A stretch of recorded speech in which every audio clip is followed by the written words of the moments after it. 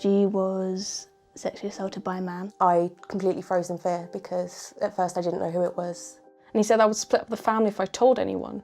And a man followed her home with like the intention of doing something. I told him he needed to leave and he didn't. 1 in 3 women will experience some form of sexual assault in their lifetime. At least 510,000 people in the UK were assaulted in 2018 alone. There has been a 20% increase in the number of sexual assaults that were reported to the police since last year. These are just a few of the many frightening statistics that prove just how real sexual assault is.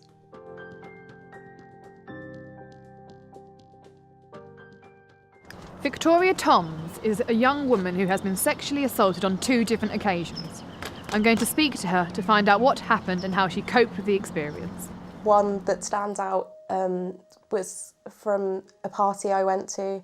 Obviously we'd been drinking. I'd gone upstairs early because I had a headache, and when I get my headaches I just want to sleep. I'd been asleep for I think about an hour and had woken up to someone having undone my jeans, pulled them down and having their hand down my trousers and obviously fingering me. I completely froze in fear. Did you know the attacker?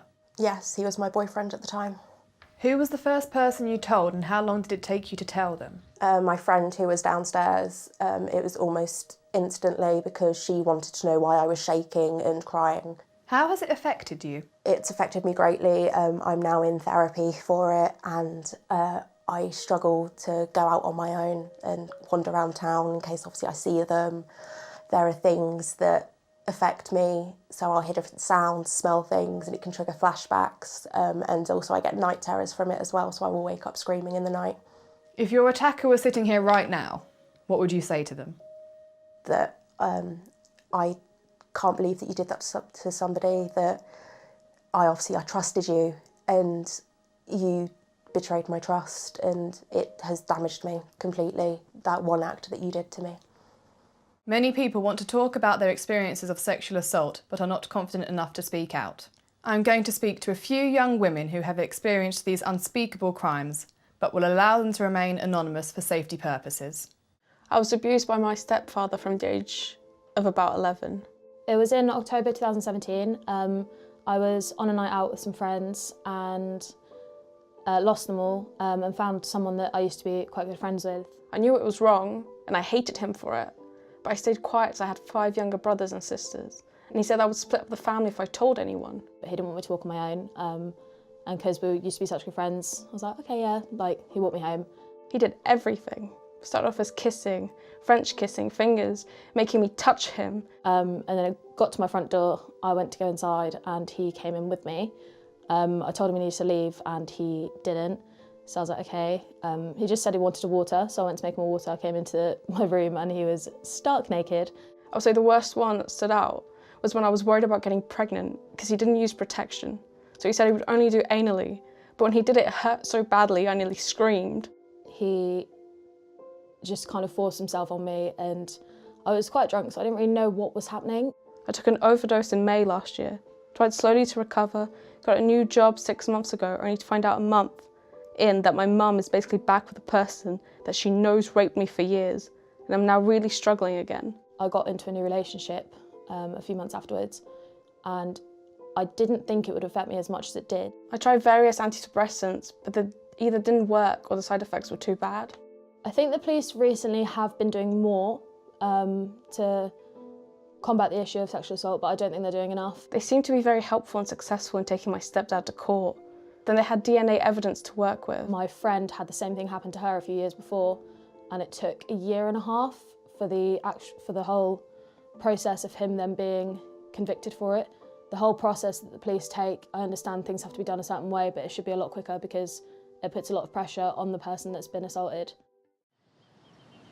Laura and Keely are both friends of a young woman who was sexually assaulted a few years ago, and they have helped her throughout the entire process. I'm going to speak to them to find out more. What happened and who did it happen to? It was a situation that occurred like a few years back with one of my closest friends. We went out for my 18th birthday and had a great night. She was only 18 at the time and she was like coming home from a night out like very early on, had only just turned 18. So I walked her halfway home because I wanted to go back to my other friends. And a man followed her home with like the intention of doing something. And I didn't realise my phone had died, and when it happened while she was walking the rest of the way home. And then when they were going up an alley near a hill next to a church, he made advances on her sexually. She was sexually assaulted by a man. My friend screamed, so people came out and like the whole situation stopped, but a man had intentions of going a lot further than he was able to, but he still made significant harm. Did she tell the police? Yeah, she did tell the police. I think the police were called because obviously people arrived and the police were informed of everything that happened. She did tell the police. I think she went straight to the police station.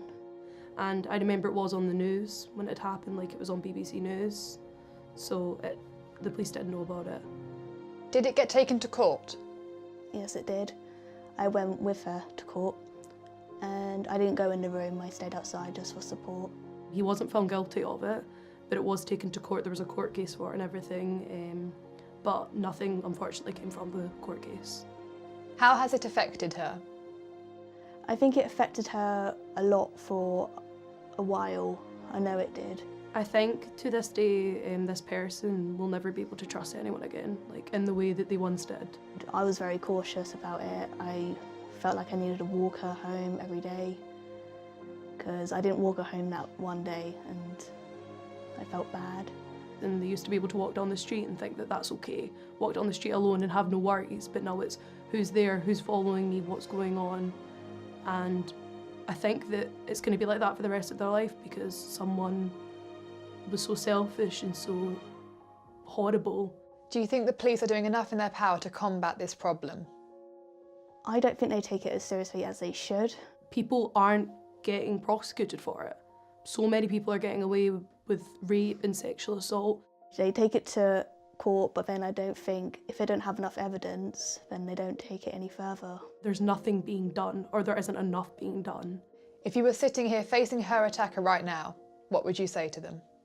I'd tell him he's a horrible man. He, doesn't deserve to be out. He should be in prison for hurting my friend. I don't know if I could talk to him, but I think that I don't think I want them alive. Sexual assault affects thousands of people on a daily basis, and many of them refrain from speaking out about it.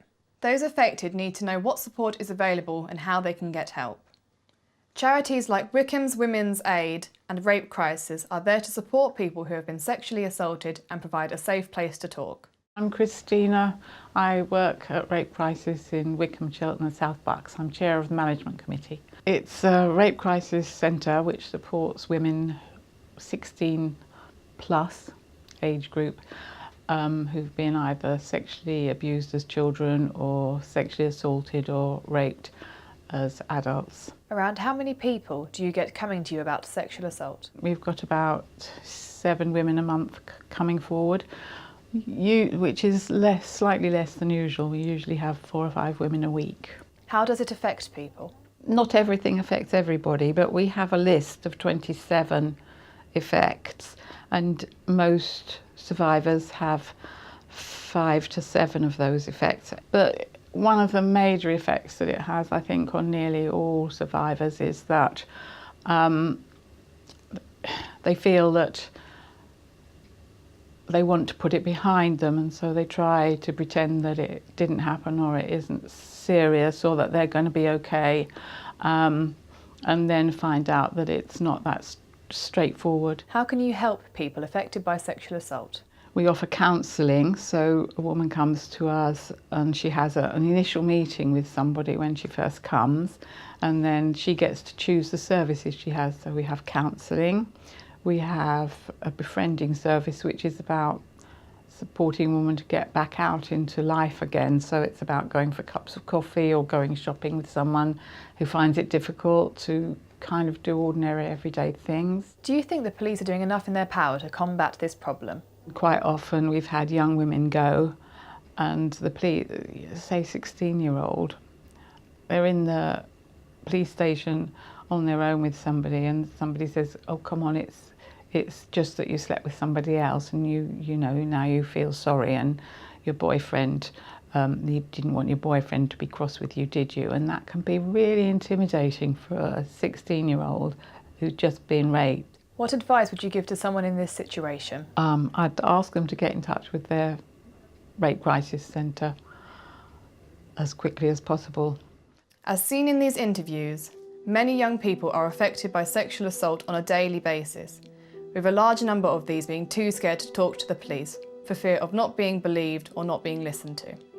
If you have experienced sexual harassment, whether you were groped or raped, please speak to someone today. Together, we can put an end to sexual assault.